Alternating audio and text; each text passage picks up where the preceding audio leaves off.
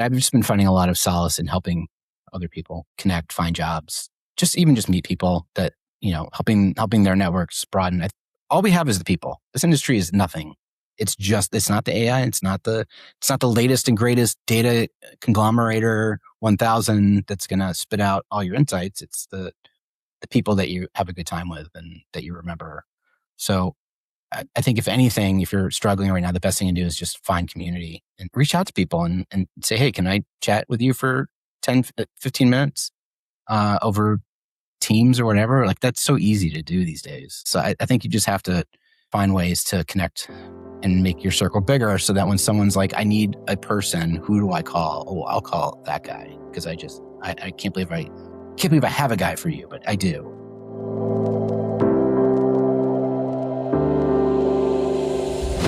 Today on The Flame, I'm joined by Bryan Gaffin, or as many know him, The Gaff.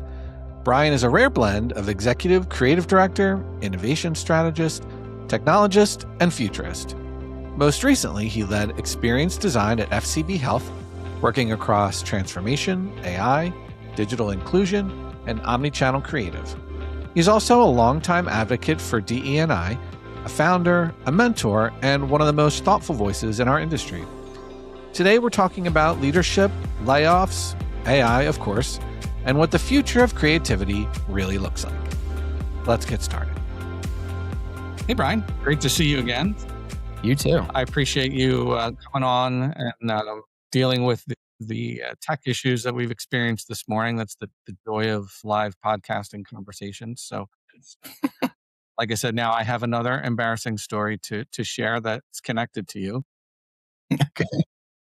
For people that don't know, Bryan and I met probably about 6 or 7 years ago. Bryan was gracious enough to meet me for an interview in Manhattan. And my embarrassing story was that we were meeting at a cafe and we agreed to the cafe, and time comes and I get up there. I'm traveling from PA and I went to the cafe, but it was cafe in name only and the wrong one, probably about 3 blocks away. So, technical difficulties there, but I showed up, and Bryan, you were gracious enough to not walk out on me and also allow me time to grab a coffee and a muffin and had a great conversation. Obviously it didn't work out, but just the impression that you left on me was one of, this is a guy I'd like to work for one day.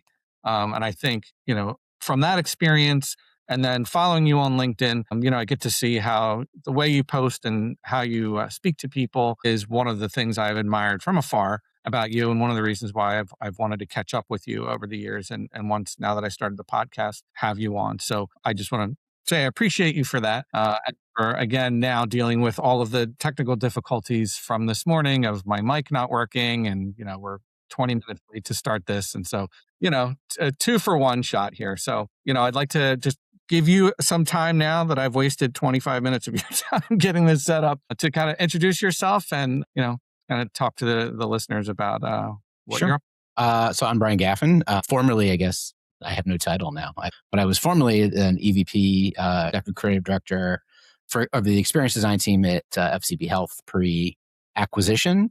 Since January 30th, I've been on my own, still working, still freelancing, consulting now, I guess, just, under my own name and, at that level, doing a lot of very interesting tech and creative stuff. People have a lot of AI questions, training, that kind of thing. So it's been a lot of me trying to, I guess, help people learn how to use it and integrate it into their workflow. And it's been kind of fun. It's awesome. A lot of what I discuss here is creativity and certainly creative careers and being laid off and going through that whole process. So, if you're comfortable, what was that like for you in December, kind of when the immediate moments and the days after? Well, I mean, I've been in this business for a while, so I've been on both sides. This was my third personal layoff. It doesn't get easier or harder. But I just try to remember that you're just one among the masses, and that, decisions are made for a variety of reasons. I know I've made them myself. Sometimes salary, sometimes fit, sometimes role. But, I was okay with it. I kind of saw it coming and decided to see what would happen. And I waited it out. And there were some reasons to stay and reasons to go. And I let the chips fall. Right. You said this is your third time, but does it feel different this time? Is there something different about the way the job market is now that's different than the last two times for you? Well, the other two times mine were because the agency that I was at had lost business or the economy was kind of collapsing in those periods. This time it was an acquisition. And so it was probably different from that perspective because we really had no control over what did and what didn't happen. Do I think it's different now than it was then? Probably not. I mean, as far as just, acquisitions happening and agencies keep doing less, getting less money, I think it's really kind of been the same since the early 2000s when digital was really, kind of disrupting how people were working and who was getting paid and who was getting hired. And then, you're the first person I've spoken to who was in kind of an executive role on the show. And so, when I got let go, I had the title of a creative director, and it kind of, it hit me a certain way and has been I still haven't been back to full-time freelancing. I've, been kind of the hired gun, I guess you could say, in a certain way. But when you go through that kind of layoff and that title that you've worked so hard for and so long for gets kind of stripped away, like, did you feel like there was, like you were kind of searching for something, or was it again kind of like par for the course of the industry for you? Yeah, I mean, the titles are funny. Everybody's always chasing the VP, EVP, SVP, executive, this, that, chief. I don't know that I feel any different without the title. I feel, if anything, it's less about talent and less feeling a little bit separated from the industry right now. The work that I'm doing right now is directly with companies and not through an agency or with an agency, or in-house. So it feels different. So like when I see the stuff that's happening in the advertising industry at large, I'm just not quite as involved with that or haven't been for a few months. That does feel a little weird. Is there something you don't miss about being in that executive role? Yeah, man. I mean, managing is hard. Yeah. And I've managed, I think, as many as 100 people at one point, not at this role, but the one previous. This last role, and I left, there was about 60. There's a lot that happens with that. It's a lot of HR, but not HR in like the bad way, just like a lot of like logistics and, resourcing and, not as much time with the work as one would like.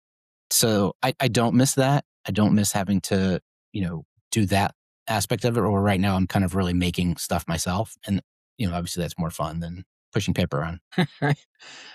How do you see creative leadership in the traditional sense these days? Is it kind of too tied to, salary or hierarchy or politics, or like, what do you get the sense of where it is these days? I think it's all different wherever you are. I think, it's not that consistent. There's a process that's consistent, but I think every leader has to do it their own way. Some are very hands-on. Some are very, from above. I have always tried to be in the middle of that, where I don't want to micromanage people, but I don't want to leave them in the lurch. And so it's a high wire act that, I think I've gotten to, talk to somebody who I managed 20 years ago, they'll tell you that I was not good at it. But I think in the past decade, I've learned some different ways to do it and different skills.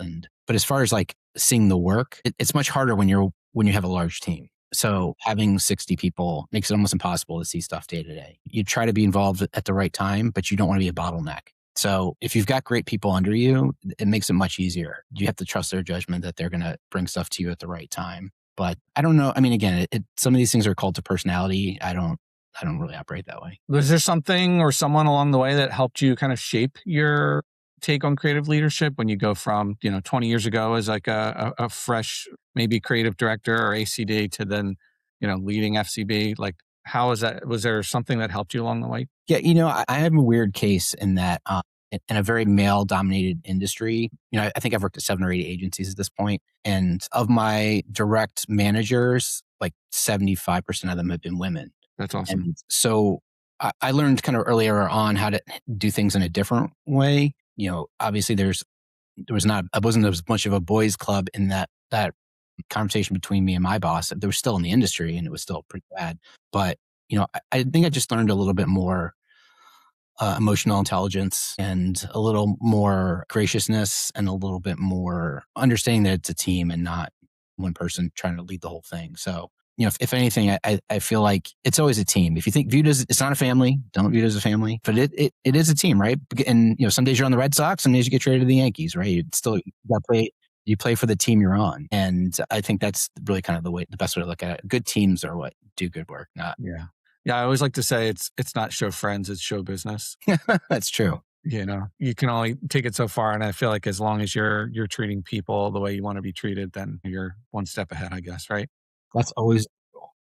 That being said, like the way things are structured these days, you feel like it's outdated, or is it just, it's kind of dated correctly for the way things are going? The entire industry. I mean, again, I guess just agencies in general, the agency model. it's definitely outdated. And I think, a lot of that has to do with I have an art degree, so I'm not going to get what the economics and law aspect of this right. But like the timesheet model, it combined with like the public ownership aspect of shareholders makes it really hard to kind of take a look at how we staff and how we bill and how we charge. Like we should be charging, obviously, not necessarily on a project basis, but definitely not by hourly. We should be, looking at it more as how many people do we need? What percentage of time? But not getting down to like, I built half an hour to this job and half an hour to that job. We just don't. I don't know if anybody's ever worked that way. And the idea that you can fill 9 hours a day with like job codes is just not really how anybody works anymore. Are you learning in the short time that you've been kind of on your own here? Have you learned anything different about how, now that you're kind of got the shackles off a little bit and you'll be like, oh, man, why didn't we do it this way? Why isn't it always done this way? Because you've got that ability to control things. And do you see that? Do you kind of see now that there's a lot of talent on the street that maybe those kind of smaller, more nimble agencies are going to start cropping up? I think you're going to see the independent agencies do much better this year. The holding company models are the ones where it's in the most danger. I mean, those are great for like the big global companies that require a big global agency, but I don't know that smaller brands are going to want to go with holding companies because of the lack of people. And I don't even mean that from like the bodies. I mean that from like a lack of like just culturally people. You're going to get that with a more independent agency. You're definitely going to get that with a boutique or a single contractor or a consultant. But, I think that everyone kind of wants the best people, the best creative, the best. And I think maybe they're not going to be able to get that, to sustain that at the holding company model. And so you mentioned at the top, working with, a lot of AI and helping people with new emerging technologies.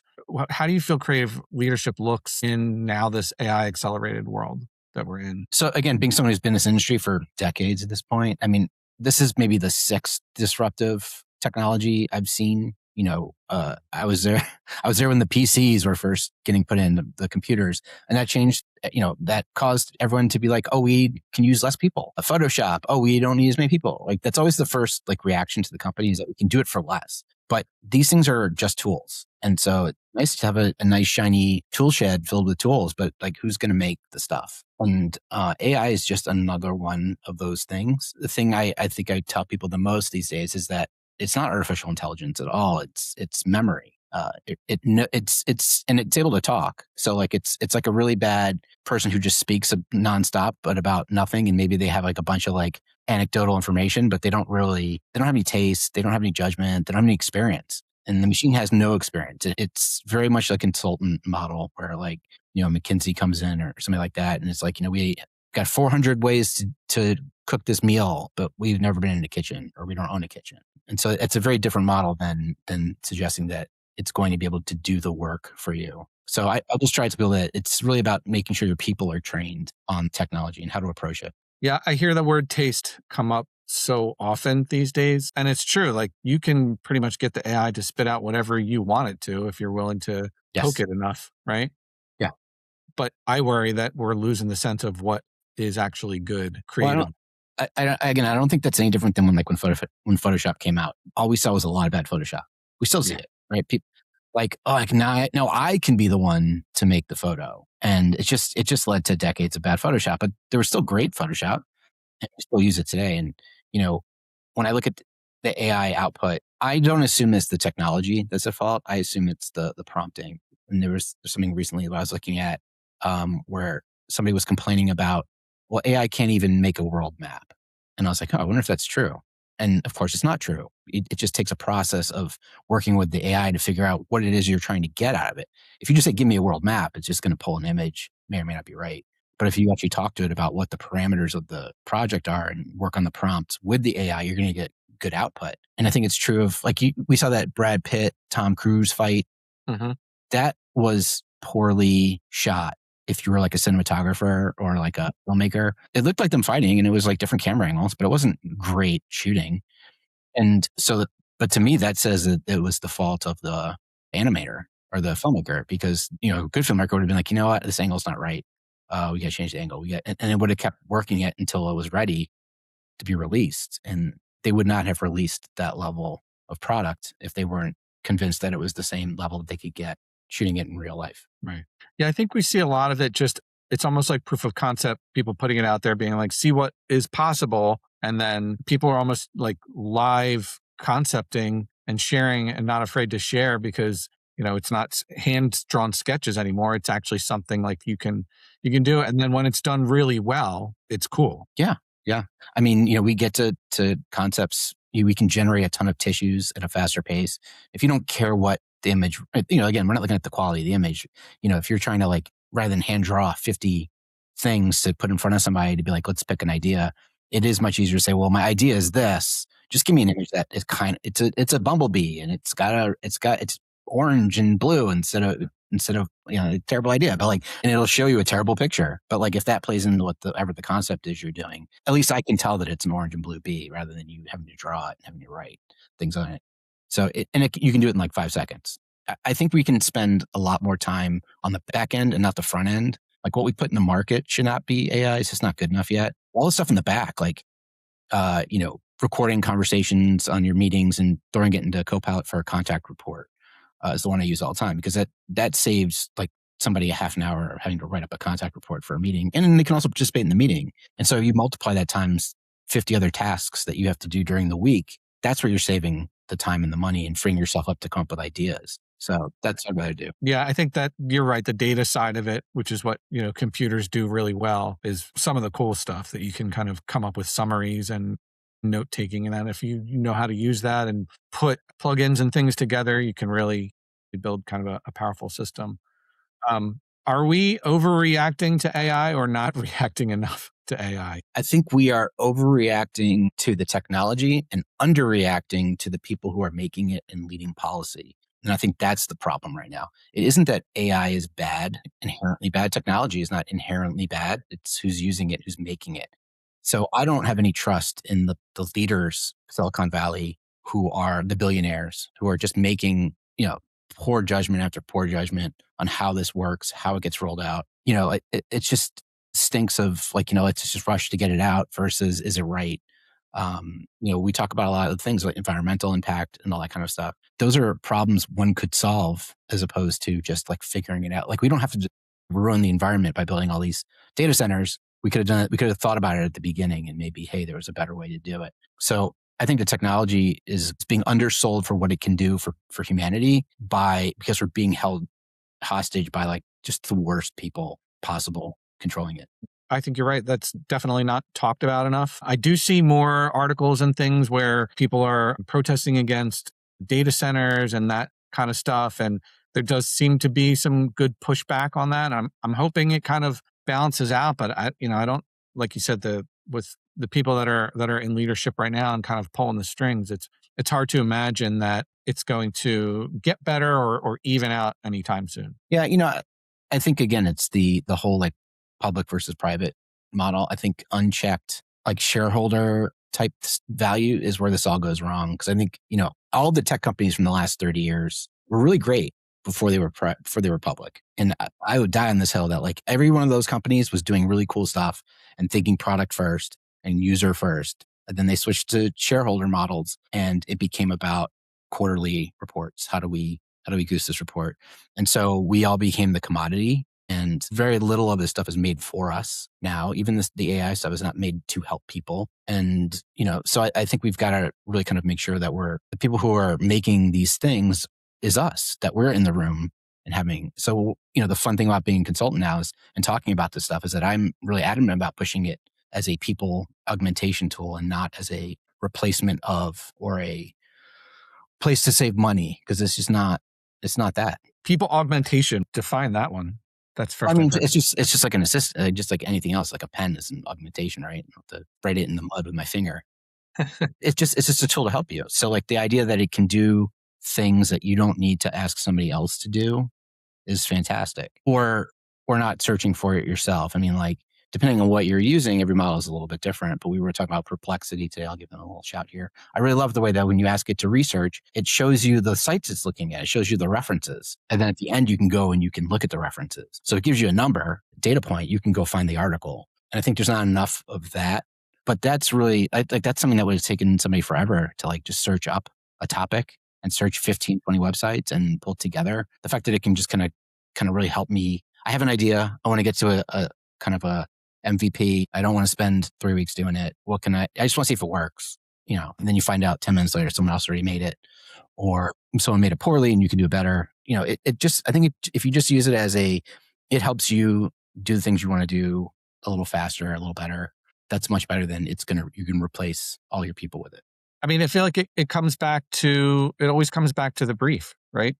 A bad brief in is bad product out. And just, now it's bad prompt in, bad output, right? And so we're almost like learning how to be creative directors on the fly. If you, obviously a photographer or cinematographer is going to know what prompts to put in to get a better result than somebody else would, right? I mean, I think we all know immediately what was written by AI and what wasn't. We all joke about the M dashes, but there's so many of those little tells. Like there's certain words that signal and the unlock and fluff and it's not this, it's that.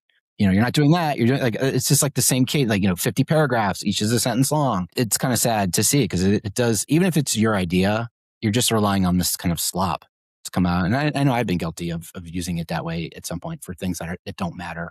Like an email or a post or what but like you don't want that to be what your intellectual output is. No, and then you're kind of untraining. You have to untrain the AI model to ask it to. I know that I'm constantly asking to remove those tells. Yeah, but some people don't. They don't care. Well, they don't know. It's again, that's the thing is a lot of people don't use this stuff enough to know, and so. Or they're experts, supposed experts, and then you see them doing it and you're like, that's not. Yeah. You think there's enough education or around social responsibility around AI right now? I mean, definitely not. Yeah. But is there for anything? I mean, from the food that we eat to the, to the products we buy, the tools we're using, there's so much stuff everything's misused at first. So when something comes out, new technology, the first thing it does is someone uses it to scam somebody else out of something. It's crazy. Right? So I think it's the same. I think once it becomes kind of ubiquitous enough, then maybe people won't be easily like no one really is going to get fooled by the old, hey, I'm trapped in London, send me $100 anymore. But people still will. So through all this, kind of bringing it back to creativity, what creative skills are going to survive AI? I would say for me personally, like I think my personal strength is the fact that I am kind of a little bit deep or I'm very wide. I know a lot of the jack of all trades, which is not necessarily the thing you really want to be. In this kind of environment is very powerful. I think that using the tech to help you do certain things you want to do, get deeper places you want to be, fill in the holes that you have, I think is a really, really good use of the technology and using and where your creativity is right now. I don't know that I agree with the whole like, oh, it's making us dumber. Like people are pretty dumb. We were talking about the fact that like it's not. I don't think artificial intelligence will kill us at all. It's going to be the lack of human intelligence. We're all going to get measles, like super powerful, immune measles that like, and that will kill us. And that's just our own stupidity about like, whether or not we've landed on the moon or if the Earth is flat. Like we're still talking about flat earthers. Like the internet was a mistake in that way. Allows the stupidest among us to have a voice, unfortunately. Yes. You listen to anything enough, like some of these like this podcast, you're listening to me for an hour or whatever, you're going to hear me say some dumb shit. But you listen to people for long enough and it's like, they're just good at debating, but they're not really good at convincing you and they're not using real facts. Right. People just like glom onto facts that aren't real. And then they pretend that's like some sort of gotcha. Yeah. So I could literally talk about AI for weeks, but I want to kind of bring it back to the job market and where we are as a sector here and talk about kind of the equity and responsibility of leadership. So for anybody, maybe there are some sectors that just, it's not hurting them as much as, say, the creative world is right now. But is it an obvious answer to the question, like, who gets hurt first when layoffs happen? Well, I mean, it's the people not in power. So whatever that looks like, I mean, it's obviously in the society we live in, it's not going to be, usually guys like us, but sometimes. But it is usually the people who just, don't have the network, don't have the social skills, don't have the power to lobby for themselves. You're lucky if you're somebody who's very good at their job and everybody knows it and that you're affordable and, like those people are usually pretty safe. But, I think it's, unless you're making the decisions, what's the thing? If you're not on the menu, if you're not at the table, you're on the menu. Just heard that a couple days ago. Yeah. Yeah, I feel like, I mean, that's definitely true. So it's like, even in my level as an EVP, I'm still like, orders of magnitude lower than the people making decisions about Omnicom at the time. So there was, What kind of responsibility do the leaders or the people in the C-suite have during these kinds of layoffs? I mean, maybe they feel like they don't have any, but like, what do you think true responsibility looks like? I think, my best move, the thing that I've been thinking works for me at least, is just trying to help people find other people who need jobs. While I'm looking, I'm like, again, like I see a lot of people asking for people. I need a designer. I need a account person. I need a strategist. I always try to like throw somebody at somebody or tag them. Sometimes people probably think it's a little weird because it's like, why is this guy? I don't even really know this guy. Why is he? I did the other day for someone, a graphic designer. I liked her portfolio. She lives in Rhode Island. I never met her. She posted something on Reddit about having a hard time. And I was like, oh, I'll take a look at your portfolio. And I was like, oh, this is really nice. So let's see if we can find somebody who needs you. She probably thought that was like weird and creepy. Like, she's just one of, anyone that crosses my plate in that way. I repost job postings all the time because you don't know who is connected to who and who's going to see what.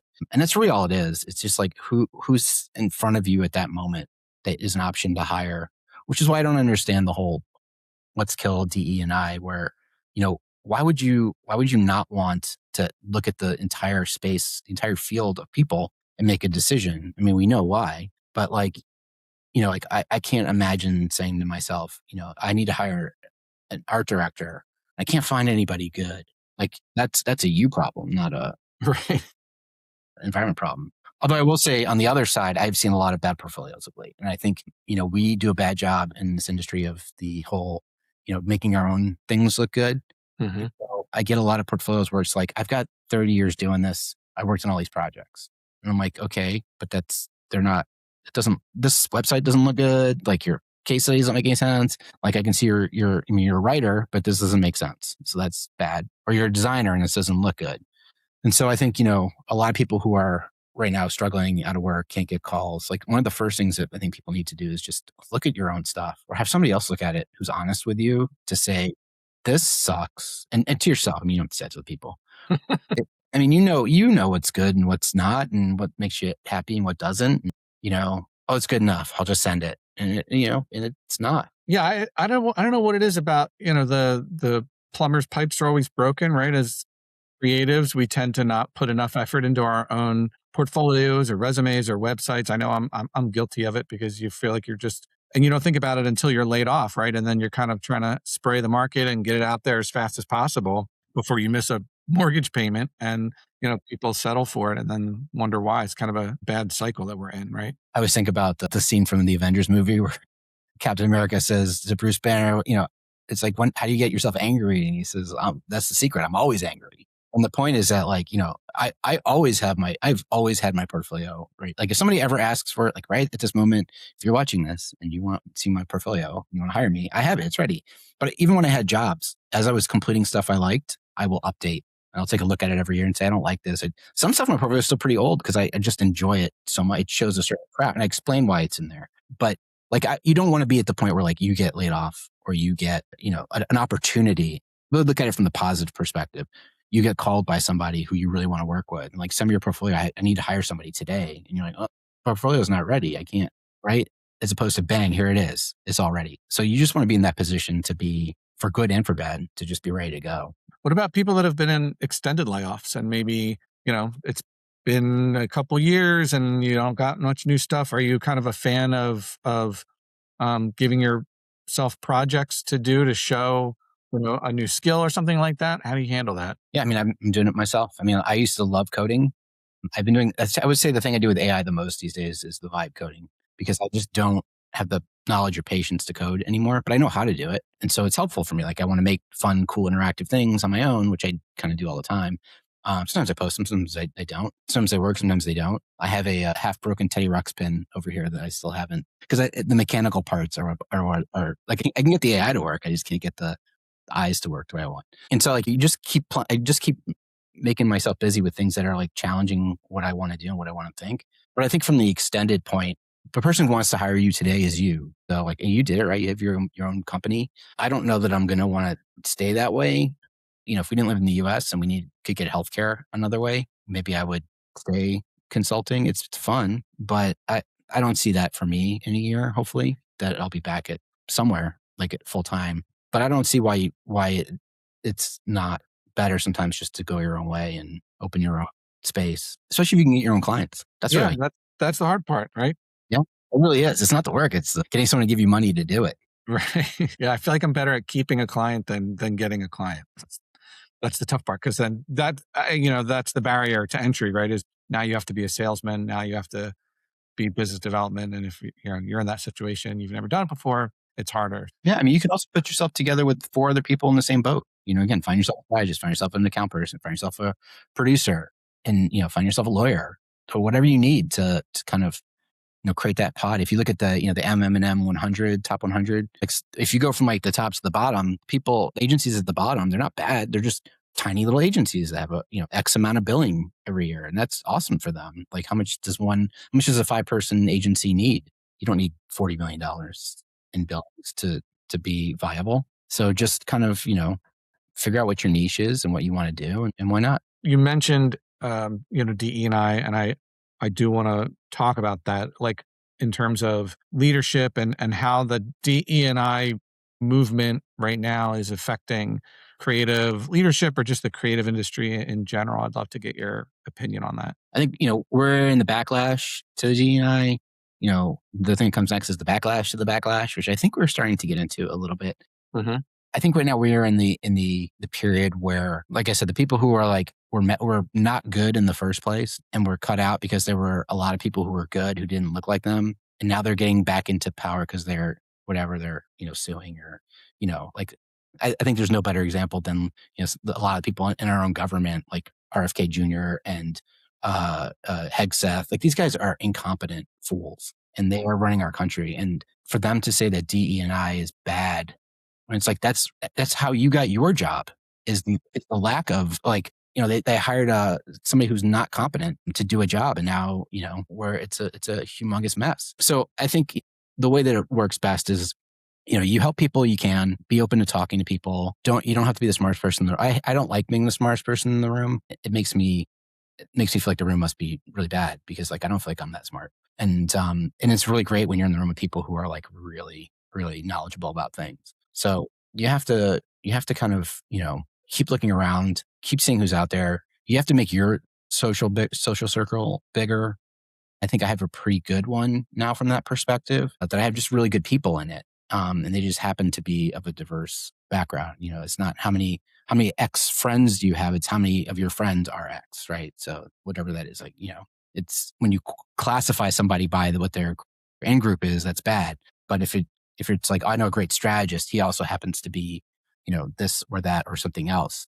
Like that's a secondary element to the relationship. You just want the best strategist.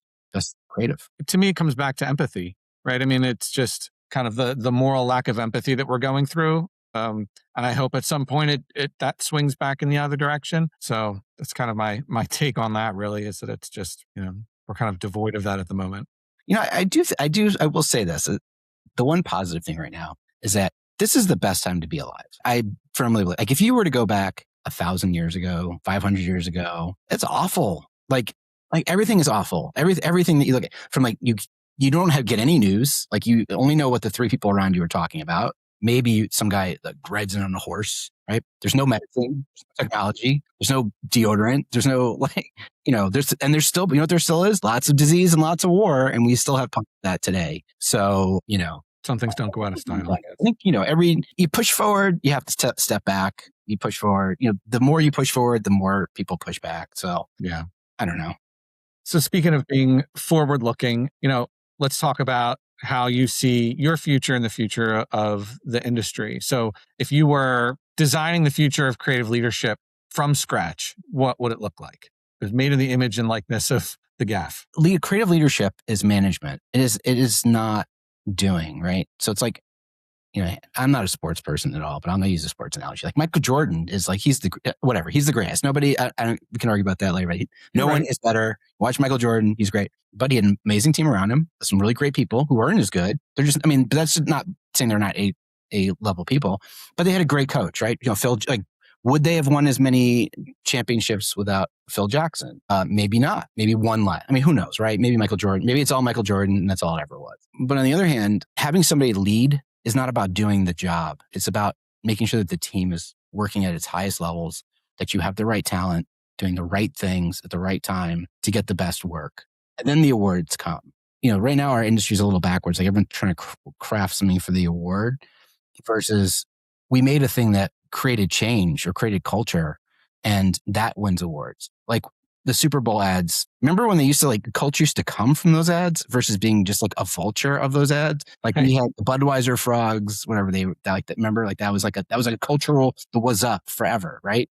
And now it's just like, which 80s song can we ruin? It's like, remember that? Remember when you liked Bon Jovi? Well, State Farm likes Bon Jovi too, right? Versus is there a culture coming out of that? So I hope we get into a space where there is more creation of ideas and that people are not just recycling other stuff that was great and really building. You look at some of the people who are building some really neat stuff in different industries and, there's so many great talented people. And I think we need more of that in advertising and marketing, but not so much to sell products as much as it is to help people find the things they need and find brands they associate with. And, it's fun to like a brand. Yeah. I think. Yeah.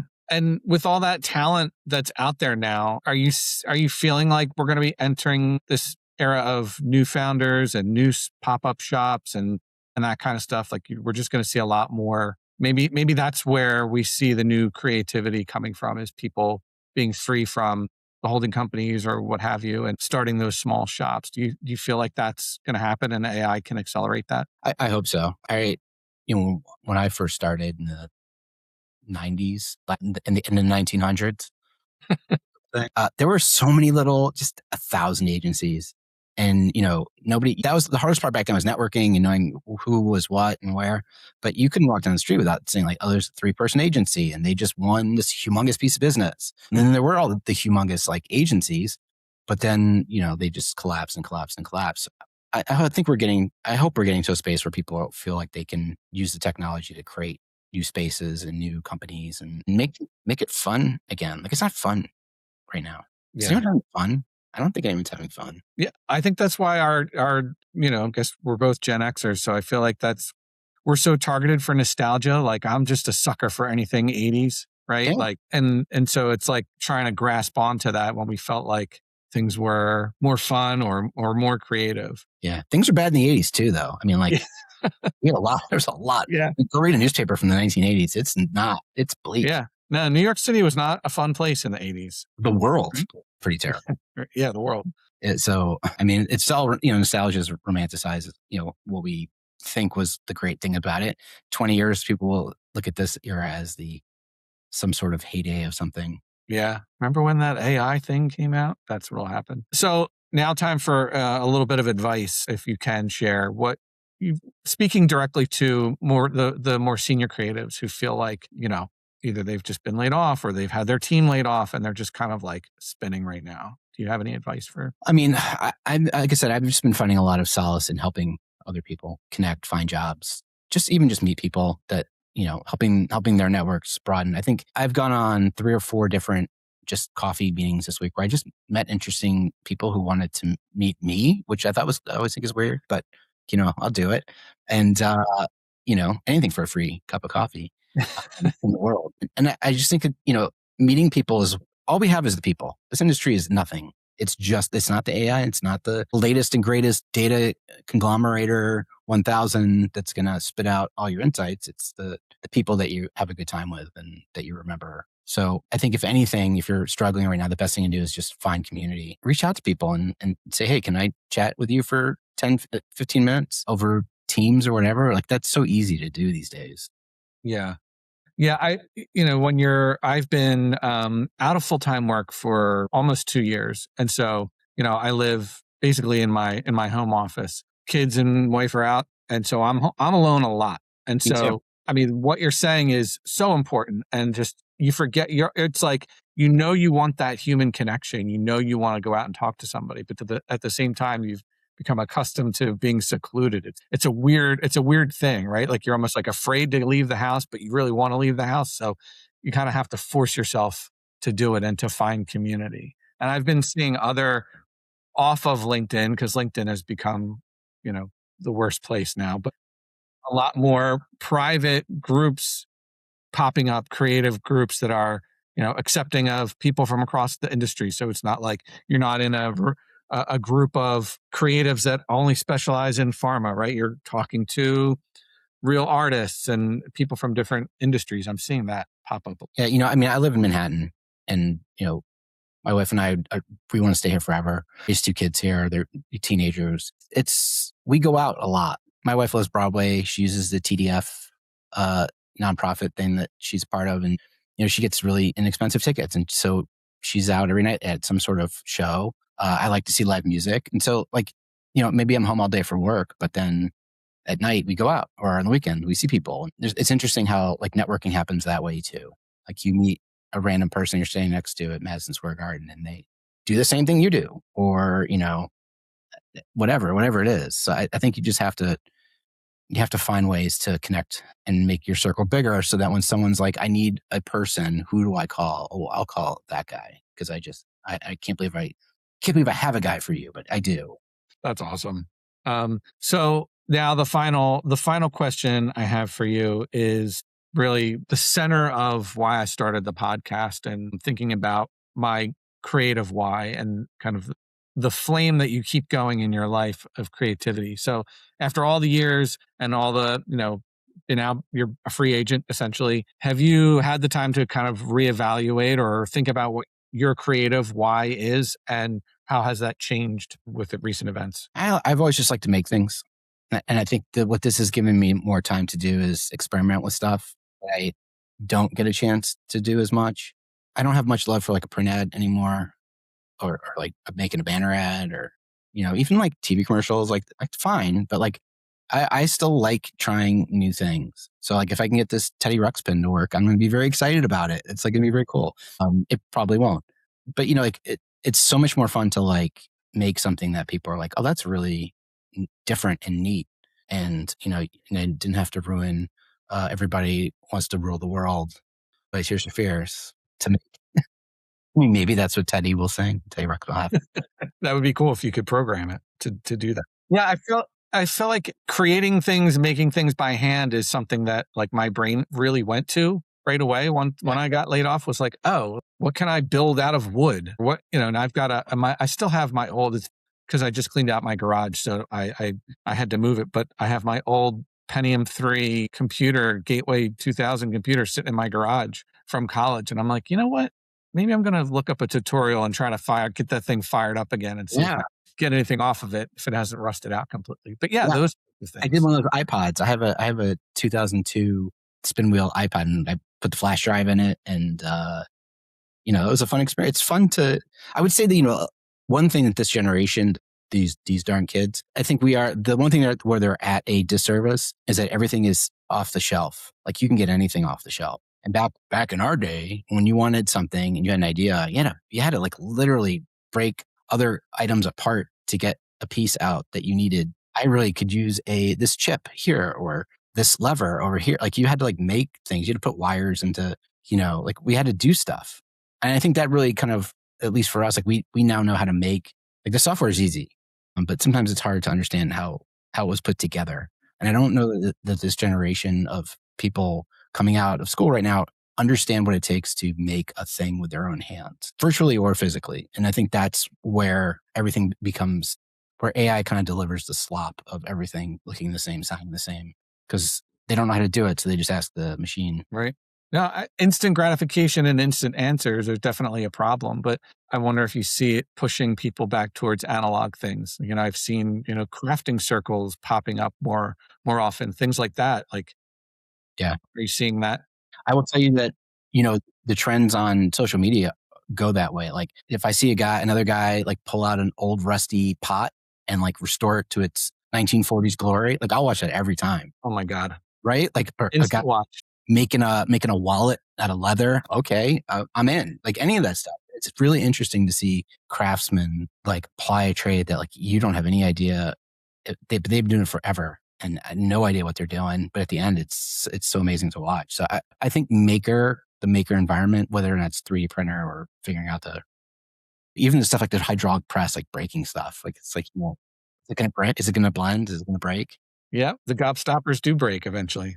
Yeah, the Rupert Pearl, was it the Rupert drop? That's the only thing that I've seen stop the hydraulic press. Oh, I haven't seen that one. That's the crazy, it can't be broken, the Rupert drop. I don't know, it's a piece of glass. It just is unbreakable. I don't know I don't get it, but apparently it's possible. Well, where can people find you if they want to work with you?